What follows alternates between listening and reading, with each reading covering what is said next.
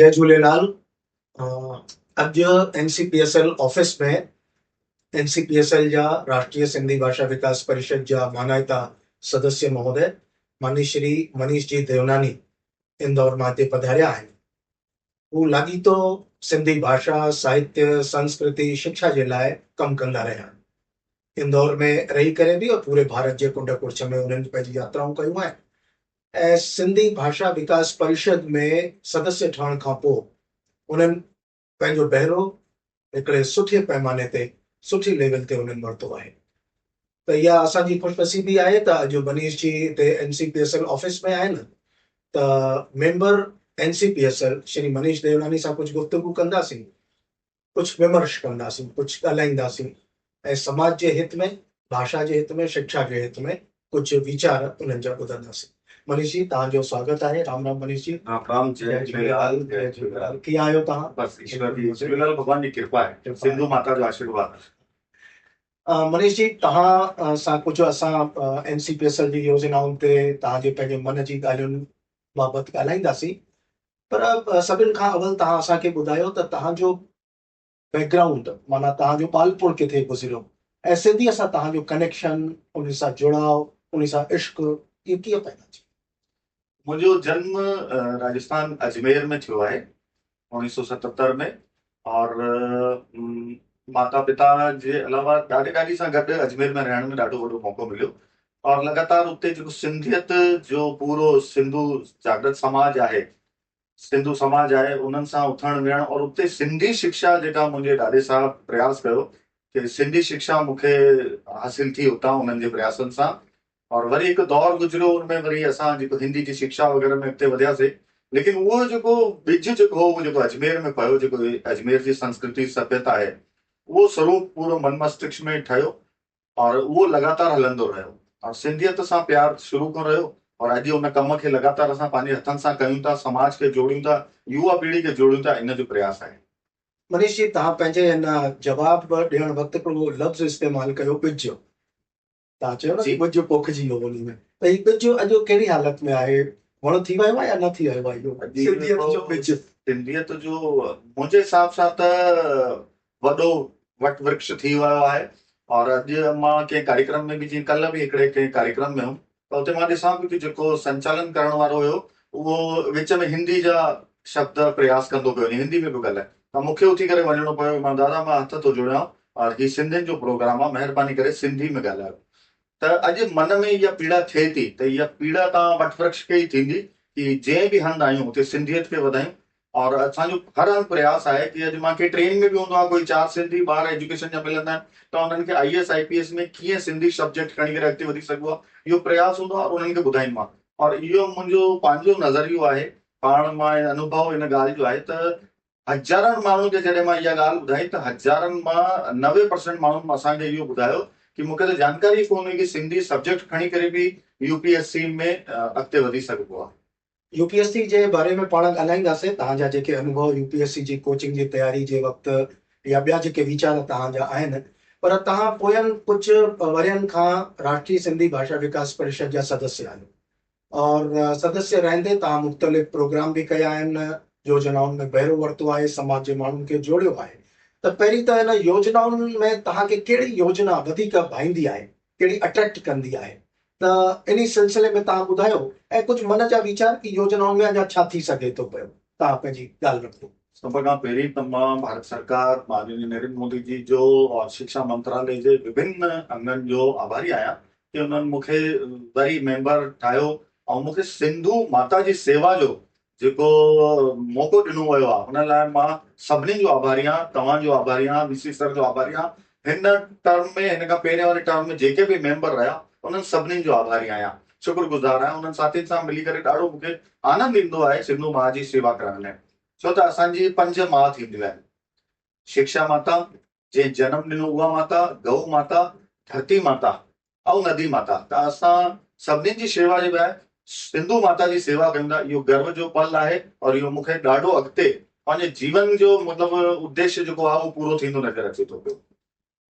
राष्ट्रीय सिंधी भाषा विकास परिषद मुख़्तलिफ़ योजनाऊं हलाईंदी आहे। तव्हां अनेक समिति उप समिति जा पाण मेंबर बि आहियो, सदस्य बि आहियो। त समाज खे ॿुधायो त NCPSL कहिड़ियूं कहिड़ियूं योजनाऊं हलाइनि। NCPCL जी जेके 5 योजनाऊं आहिनि उन में सभ खां सुठी जेका आहे, जेका हर माण्हू उन सां जुड़णु चाहींदो आहे और उनजो लुत्फ़ वठणु चाहींदो आहे, उन में सभ खां पहिरीं आहे प्रोग्राम फॉलो कमेटी। उन में विभिन्न संस्थाऊं पंहिंजा प्रोग्रामनि जे लाइ अप्लाई कंदियूं आहिनि, आवेदन कंदियूं आहिनि। पोइ उन में जेके ठीकु लॻंदा आहिनि उनजी हिकु स्क्रूटनी थींदी आहे, कमेटी जेका कंदी आहे उहा वरी मंत्रालय ताईं वेंदी आहे, उतां अप्रूवल थी करे ईंदो आहे। इहा सभ खां सुठी कमेटी आहे। सरलता सां कंहिं बि जनमानस संस्था शहर सां कस्बे सां उन कमेटी सां जुड़ण में इहो कमु सभ खां सरल आहे।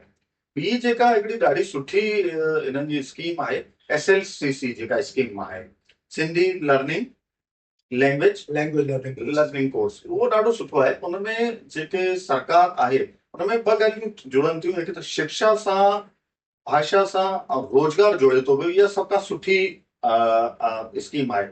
उनमें कंहिं बि क्षेत्र में ॿार 20-25 ॿारनि खे शिक्षा ॾेखारे थो, सिंधी शिक्षा सां जोड़े थो, उनखे सरकार मानदेय ॾिए थी। उन 100 कलाकनि जो जेको कोर्स आहे उहा उनजी एग्ज़ाम थिए थी।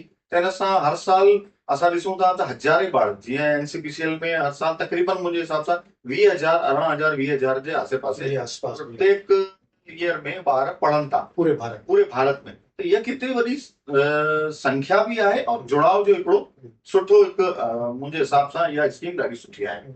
ऐं टीं स्कीम आहे जेका असांजे साहित्यकारनि खे जोड़े थी, उन्हनि खे पंहिंजी किताब लिखण जो मौक़ो ॾिए थी। उहे किताब लिखनि था बल्क परचेस में, जेका राष्ट्रीय सिंधी भाषा विकास परिषद उन्हनि खां 150 कॉपियूं वठे थी। त उन्हनि सां उन्हनि जो मनोबल वधे थो, किताब लिखनि था। ऐं इहे 150 कॉपियूं NCPCL देश जी विभिन्न लाइब्रेरियुनि खे, संस्थाननि खे ऐं वरिष्ठ साहित्यकारनि खे, वरिष्ठ माण्हुनि खे मोकिले थी। त इहा हिकिड़ो ॾाढो सुठो कमु आहे और असांजा सिंधी लिखण वारा हिनखे ॾिसी करे अञा वधनि था। इहे जेके 3 योजनाऊं तव्हां ॿुधायूं, इन में कुझु अञा वाज़े करे सघिजे थो पियो त जेका सभिनि खां पहिरीं तव्हां फाओ स्कीम चई, financial assistance for voluntary organisation, त जेके बि सॼण ही प्रोग्राम ॿुधी रहिया आहिनि, गुफ़्तगू ॿुधी रहिया आहिनि, उन्हनि खे अञा ख़ुलासो करणु चाहियूं था पिया त NGO जेके आहिनि या VO वॉलंटरी ऑर्गेनाइजेशंस या non government organisation, academic institutions जेके बि आहिनि, उहे हिन स्कीम जे तहत उहे अप्लाई करे सघनि था पिया। ऐं financial assistance for organising various academic programmes, उन्हनि खे एकेडमिक प्रोग्राम करणो पवंदो आहे। हा, हिकिड़ी ॻाल्हि हिते ज़रूरु ध्यानु रखण वारी आहे त NGO पोर्टल जेको नीति आयोग जो जेको दर्पण पोर्टल आहे, उन में रजिस्ट्रेशन हुजणु तमामु ज़रूरी आहे। त माना कीअं स्टेप बाय स्टेप जेकॾहिं सम्झिजे त पहिरीं तव्हां पंहिंजी संस्था ठाहियो, संस्था खे रजिस्टर्ड करायो, उहो सोसाइटी एक्ट में रजिस्टर्ड हुजे या ट्रस्ट एक्ट में रजिस्टर्ड हुजे। उन खां सवाइ जॾहिं तव्हां अॻियां वधंदा त उन में तव्हांखे NGO पोर्टल नीति आयोग में रजिस्ट्रेशन कराइणो पवंदो। ऐं तंहिंखां पोइ तव्हां कुझु हिकिड़ो सुठो प्रस्ताव विज्ञापन छपण खां पोइ तव्हां हिते ॾींदा आहियो। मनीष जी बिल्कुलु सही ॿुधायो त स्क्रूटनी थींदी आहे, कमेटी वेंदी आहे, उन खां पोइ मंत्रालय जा अधिकारी वेही करे सभु ॼणा असांजे मेंबर सभु गॾिजी करे उन खे अप्रूव कंदा आहिनि। एग्जीक्यूटिव बोर्ड थींदी आहे, एग्जीक्यूटिव मीटिंग थियण खां पोइ इहे अप्रूवल तव्हां सभिनि खे पोइ लेटर मोकिलिया वेंदा आहिनि। सिंधी लैंग्वेज लर्निंग कोर्स, बिल्कुलु सची ॻाल्हि आहे त बहितरीनु स्कीम आहे। त सिंधी लैंग्वेज लर्निंग कोर्स में certificate course, diploma course, advance diploma courses इहे हलनि था पिया। पूरे भारत में तक़रीबन 17 खां 18,000 ॿार उन में एनरोलमेंट वठंदा आहिनि। ऐं 6 खां 700 जे विच जा जेके टीचर्स आहिनि उन्हनि खे मानदेय मिलंदो आहे। हिकु टीचर खे 100 कलाक पढ़ाइण जो 25,000 रुपया। इहे सभु तव्हांजी महिनत और VC साहब और सदस्यनि जी महिनत जो प्रभाव आहे, उन जो असरु आहे त अॼु हर हिकु टीचर खे इहे 25,000 रुपए जो इहो मानदेय मिली रहियो आहे। तंहिंखां पोइ तव्हां पाण जेकी 3rd योजना ॿुधाई साहित्यकारनि जे लाइ, त साहित्यकार जेकॾहिं पंहिंजी किताब लिखनि था पिया और छपाइनि था पिया त असां NCPSL वारा 150 किताब ख़रीद कंदा आहियूं, मुख़्तलिफ़ लाइब्रेरी में मोकिलींदा आहियूं। पर गॾो गॾु मनीष जी तव्हां पाण बि इहा ॻाल्हि ॼाणंदा आहियो, जेके साहित्यकार सम्झो कि छपाइण जे लाइ आर्थिक रूप सां कमज़ोर आहिनि, किताब नथा छपाए पाइनि, त उहे साहित्यकार पंहिंजो उहो मैन्यूस्क्रिप्ट फॉर्म में उहो किताबी सूरत में असांखे जमा कनि। उहो हथखड़ी हुजे, टाइप्ड हुजे, कीअं बि हुजे, कमिटी उन ते डिस्कशन कंदी आहे। ऐं जेकॾहिं सुठो कंटेंट आहे, उन में मवाद जेको आहे उहो बहितरीनु आहे, देश जे हित जो आहे, समाज जे हित जो आहे, त उन खे असां फंडिंग कंदा आहियूं। उन खे चइबो आहे पब्लिकेशन ग्रांट, उन खे ॾींदा आहियूं। त इहे जेके योजनाऊं आहिनि, इन योजनाउनि जे माध्यम सां पूरे भारत में असां पहुचणु चाहियूं था पिया। तव्हांखे इहा पाण ख़बर ई आहे त एनसीपीएसल जा जेके मेंबर आहिनि उहे गोवा खां वठी करे और नॉर्थ ईस्ट ताईं और दक्षिण भारत ताईं आहिनि। उपाध्यक्ष महोदय पाण बेंगलोर जा आहिनि, डॉक्टर मोहन मंगनानी जी। और असांजे हिन जा सदस्य जेके आहिनि उहे वरिष्ठ सदस्य आहिनि। वर्तमान में इहा ख़ुशी जी ॻाल्हि आहे त राजस्थान विधानसभा जा अध्यक्ष जी प्रोफेसर देवनानी साहब, वासुदेव देवनानी साहब कोई पाण सदस्य आहिनि और शिक्षा मंत्री बि रहिया। जी त हिन इदारे में एॾे वॾे स्तर ते जॾहिं मेंबर अचनि था पिया त शिक्षा जे क्षेत्र में अञा एनईपी खे ध्यान में रखी करे केतिरो कमु करे सघिजे थो पियो। जेकॾहिं अञा मां पंहिंजे सवाल खे नंढड़ो कयां त तव्हां उते हिकिड़ो सेंटर हलायो था पिया डीएवीवी इंदौर में। देवी अहिल्या हा, त उन जे बारे में कुझु समाज खे ॿुधायो त उहो देवी अहिल्या जो सेंटर कॾहिं थियो, कीअं शुरूआत थी, केतिरी फंडिंग आहे, कहिड़ा कोर्स हलंदा आहिनि, कीअं एक्टिविटीज़ कंदा आहियो, उहो तव्हां सभिनी खे। वॻा पहिरीं त असां आभारी आहियूं माननीय प्रधानमंत्री नरेंद्र मोदी जी जा, जिन्हनि नई राष्ट्रीय शिक्षा नीति जेका तयार थी आहे उनमें उन्हनि जो ॾाढो वॾो योगदान आहे। मां सॼे समाज खे सभिनीनि माण्हुनि खे ॿुधाइणु चाहींदुमि कि 183 देशनि जी शिक्षा नीति जो अवलोकन करण खां पोइ असांजी हीअ भारत देश जी शिक्षा नीति तयार थी आहे। त तव्हां सोचो हिन में केतिरी वृद्धता हूंदी, केतिरी सरलता हूंदी और केतिरो सुठो अचण वारो अपडेट प्रयास हूंदो। हिन में भाषाउनि खे तमामु सुठो महत्व ॾिनो वियो आहे। जेके असांजी भाषाउनि जो जेको असां पहिरीं शिकायत कंदा हुआसीं कि भाषाउनि जो दौर धीरे धीरे घटिजंदो थो वञे, उन में ॾाढी वॾी सुठो हींअर अॻिते वधण जो चांस आहे त इहे भाषाउनि जो सुठो योगदान जो हुन में प्रयास कयो वियो आहे। ॿी ॻाल्हि जेका आहे, असांजो जेको देवी अहिल्या विश्वविद्यालय में सिंधु शोध पीठ जेका स्थापित थी आहे 2015 में थी आहे। हुनमें तव्हां बि ॾाढो योगदान ॾिनो और उतां जे वीसी साहब सभिनीनि देवी अहिल्या यूनिवर्सिटी जे रजिस्ट्रार सभिनीनि सहयोग कयो त 2015 में कॉर्पस फंड जे माध्यम सां 1 करोड़ जो कॉर्पस फंड केंद्र सरकार एनसीपीएस राष्ट्रीय सिंधी भाषा विकास परिषद जे द्वारा उते ॾिनो। इहो कॉर्पस फंड उते बैंक में रखियो वियो। इन जो जेको व्याज ईंदो आहे सालाना, उन सां उतां जी गतिविधियूं हलंदियूं आहिनि। असां वटि हींअर उते certificate course, Sindhi certificate course, Sindhi diploma course, Sindhi advance diploma course और विभिन्न प्रकार जा कार्यक्रम आयोजित कया वेंदा आहिनि। और हींअर सभ खां सुठी ॻाल्हि आहे त असां वटि हींअर MA सिंधी पूरे मध्य प्रदेश में हिकिड़ो ई असांजी यूनिवर्सिटी आहे जंहिंमें MA सिंधी जो कोर्स हली रहियो आहे। और हींअर हुन जो ॿियो जेको ईयर आहे हुनमें बि एडमिशन तमामु सुठा थिया आहिनि। और मूंखे ख़ुशी आहे कि हुनजे लाइ टियों ॾींहुं बि कोई कॉल आयो कि गुंजाइश हुजे त मूंखे एडमिशन वठिणो आहे। त सिंधियत में जेका ओन माण्हुनि खे पढ़ाई जे प्रति वधे थी, इहा तमामु सुठी ॻाल्हि आहे। और अॻिते सिंधी भाषा जो ॾाढो वॾो इतिहास त पुराणो रहियो आहे, लेकिन ॾाढो वॾो सागर आहे जंहिंमें हर को डुबकी लॻाइणु चाहे। मनीष जी, तव्हां पाण समाज में कमु कंदा आहियो, व्यापार कंदा आहियो, गॾोगॾु शिक्षा जे क्षेत्र में कमु कंदा आहियो। इहे मुख़्तलिफ़ कम तव्हां कंदा आहियो ऐं तव्हां कुझु ॻाल्हियूं देवी अहिल्या विश्वविद्यालय जे बारे में असांखे ॿुधायूं। त मूंखे लॻे थो इहो सही टाइम आहे तव्हां जेके बि प्रोग्राम ॿुधी रहिया आहिनि उन्हनि खे ॿुधाइजे त जेकॾहिं तव्हां NIOS national institute of open schooling मां 10th हिकु सब्जेक्ट में करे सघो था, कयो था पिया, त NCPSL तव्हांखे 1000 रुपयो मानदेय जे रूप में, इंसेंटिव जे रूप में ॾींदी आहे। जेकॾहिं तव्हां 12th करणु चाहियो था पिया, एज इज़ नो बार, त तव्हांखे 1000 रुपयो उहो NCPSL जे तरफ़ां ॾिनो वेंदो आहे। तव्हां CBSE central board of secondary education मां तव्हां जेकॾहिं 10th और 12th कयो था पिया और असांखे इंटीमेशन अचे थो पियो, सूचना अचे थी पई, त असां 1000 रुपयो तव्हांखे ॾींदा आहियूं। हिकिड़ी ॻाल्हि जेका मनीष जी शुरू में चई, IAS वारी ॻाल्हि, उन ते मनीष जी जा वीचार ॿुधंदासीं, पर मां समाज खे ॿुधाइणु चाहियां थो पियो त जेके नौजवान ॿार IAS जी तयारी, सिविल सर्विसेज जी तयारी सिंधी लिटरेचर सां करे रहिया, उन्हनि खे 25,000 रुपया एकमुश्त हिकु दफ़े में भारत सरकार जे शिक्षा मंत्रालय जो ही इदारो राष्ट्रीय सिंधी भाषा विकास परिषद उन्हनि खे ॾींदी आहे। कंडीशन रुगो एतिरो आहे उन में कि तव्हां प्रिलिमिनरी एग्ज़ामिनेशन तव्हां पास करे असांखे अप्लाई कयो और सिंधी तव्हां पढ़ो था पिया, सिंधी असां अपीयर थियो था पिया, सिंधी साहित्य सां तव्हांखे 25,000 रुपए जो इंसेंटिव इहो NCPSL जे तरफ़ां इहो तव्हांखे मुहैया करायो वेंदो। त माना 1000 रुपए वारी स्कीम तव्हां ॿुधी, उन खां पोइ 25,000 रुपया उहा स्कीम तव्हां ॿुधी आईएएस जी तयारी वारे ॿारनि खे ॾेई सघिजे थो पियो। टीचर्स खे 25,000 रुपया ॾेई सघजनि था पिया।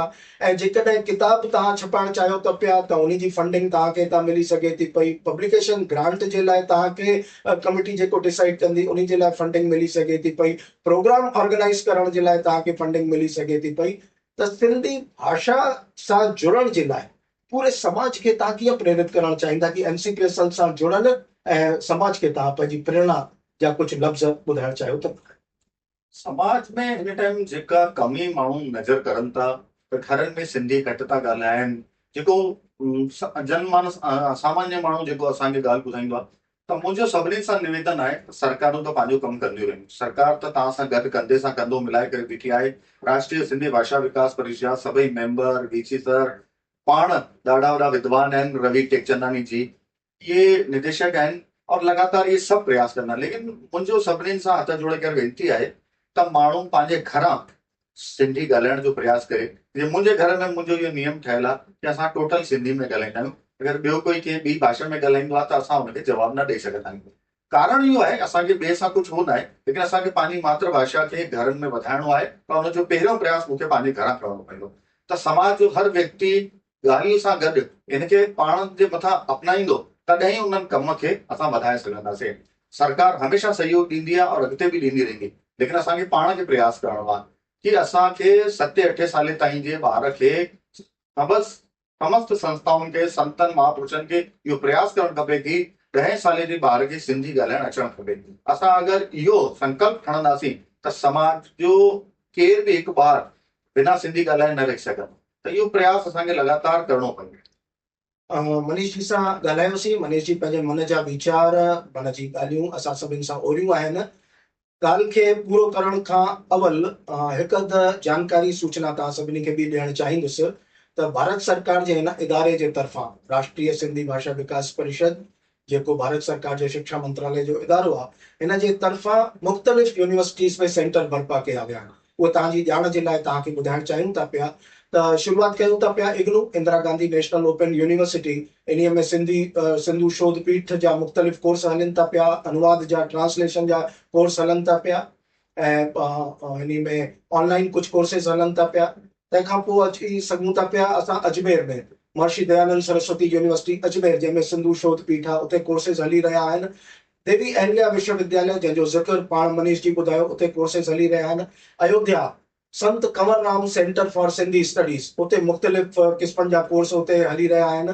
रायपुर मतिलबु पंडित रविशंकर शुक्ल यूनिवर्सिटी में उते संत Shadaram centre for Sindhi studies, उते मुख़्तलिफ़ कोर्सेस हली रहिया आहिनि, उते सेंटर खुली विया आहिनि। ऐं CUG सेंट्रल यूनिवर्सिटी गुजरात, इन में Sant Leela Shah centre for Sindhi studies हलिया आहिनि, जंहिंमें मुख़्तलिफ़ कोर्सेस उते हली रहिया आहिनि। भारत सरकार जे शिक्षा मंत्रालय जे तरफ़ां जेका NEP नेशनल एजुकेशन पॉलिसी इहा बर्पा कई वई आहे, लॉन्च कई वई आहे, असांजे साम्हूं रखी वई आहे। भारतीय भाषाउनि जे लाइ उन में अनेक योजनाऊं आहिनि। इन जे लाइ जेके बि पूरे भारत जा सॼण आहिनि जिन जे प्रांतनि में सिंधी जे पढ़ाई जो को इंतज़ाम कोन आहे, त उन्हनि खे 2 ॻाल्हियूं ॿुधाइणु चाहियां थो, उहे ध्यानु सां ॿुधनि। हिकु त NIOS national institute of open schooling में तव्हां हिकिड़े सब्जेक्ट सां तव्हां 10th करे सघो था पिया, हिकिड़े सब्जेक्ट सां तव्हां 12th करे सघो था पिया, एज तव्हांजी काई बि हुजे। माना तव्हां जेकॾहिं 10th 12th graduation, post graduation, PhD करे बि चुका आहियो कंहिं बि सब्जेक्ट में, तव्हां वापारी आहियो, बिज़नेस कयो था पिया, संस्था में नौकरी कयो था पिया, किथे बि आहियो, घर वेठा आहियो, असांजी जेके घर जूं जेके असांजूं माननीय औरतूं आहिनि, जेके ज़ालूं आहिनि, उन्हनि खे बि सोचणु खपे। हिकु सब्जेक्ट सां तव्हां NIOS में ऑनलाइन रजिस्ट्रेशन कराए सघो था पिया। सेम पैटर्न ते हायर स्टडीज़ जे लाइ तव्हां इग्नू में बि पंहिंजो रजिस्ट्रेशन कराए सघो था पिया। त हाणे इहो नथो चई सघे त भारत जे कंहिं बि कुंड कुड़िछ में रहंदड़ सिंधी नथो पढ़ी सघे। मसलन जेकॾहिं अगरि उहो बिहार में रहे थो, बंगाल में रहे थो, पंजाब में रहे थो, हरियाणा में रहे थो, छो त हिननि प्रांतनि में कोई पंहिंजो सिंधी जे पढ़ाईअ जो को इंतज़ाम कोन्हे। मध्य प्रदेश हिकिड़ो अहिड़ो प्रांत आहे मनीष जी, जिते एजुकेशन जे नाले ते अञा वधीक कमु कोन थियो आहे। स्कूली लेवल ते, हायर स्टडीज़ ते त देवी अहिल्या विश्वविद्यालय शुरू कयो आहे, पर स्कूली सतह ते कीअं थिए, त इहे सभु तव्हां जेके समाज जा सुधारक आहियो, समाज प्रेमी आहियो, भाषा प्रेमी आहियो, इहे सभु मिली करे समाज जे भातियुनि खे इहे जगायो, उन्हनि खे समाज जे संतनि महापुरुषनि वटि वञी करे उन्हनि खे जगायो त उहे NIOS और इग्नू जे कोर्सेस में जुड़नि। तव्हां आख़िरी में कुझु बेस्ट विशेस या कुझु शुभकामनाऊं ॾियणु चाहियो त तव्हांजो स्वागत आहे। दिल जी गहराइयुनि सां आभारी आहियां राष्ट्रीय सिंधी भाषा विकास परिषद जा। मन में ॾाढी ख़ुशी थींदी आहे और पंहिंजे मथां केॾी महिल एतिरो फ़ख्रु गर्व थींदो आहे कि मूंखे सेवा जो मौक़ो राष्ट्रीय सिंधी भाषा विकास परिषद ॾिनो आहे। मां इन लाइक़ु पहिरीं त न हुउमि, पर हाणे जेको राष्ट्रीय सिंधी भाषा विकास परिषद कमु ॾिनो आहे पिछले कई वरनि खां सिंधी भाषा सिंधी माउ जी सेवा कयो थो, इहो मुंहिंजे लाइ फ़ख्र जो विषय आहे। त मां दिल जी गहराइयुनि सां राष्ट्रीय सिंधी भाषा विकास परिषद जे हर सदस्य सां, तव्हांजो VC सर जो, मंत्री महोदय जो, सभिनीनि जो दिल जी गहराइयुनि सां आभारी आहियां। और मां चाहींदुमि कि राष्ट्रीय सिंधी भाषा विकास परिषद सॼे भारत में न विदेशनि में भी सिंधी भाषा जो प्रचार प्रसार कंदी रहे। इहे शुभकामनाऊं, मंगल कामनाऊं। जय झूलेलाल। जय झूलेलाल। जय झूलेलाल साईं, जय झूलेलाल।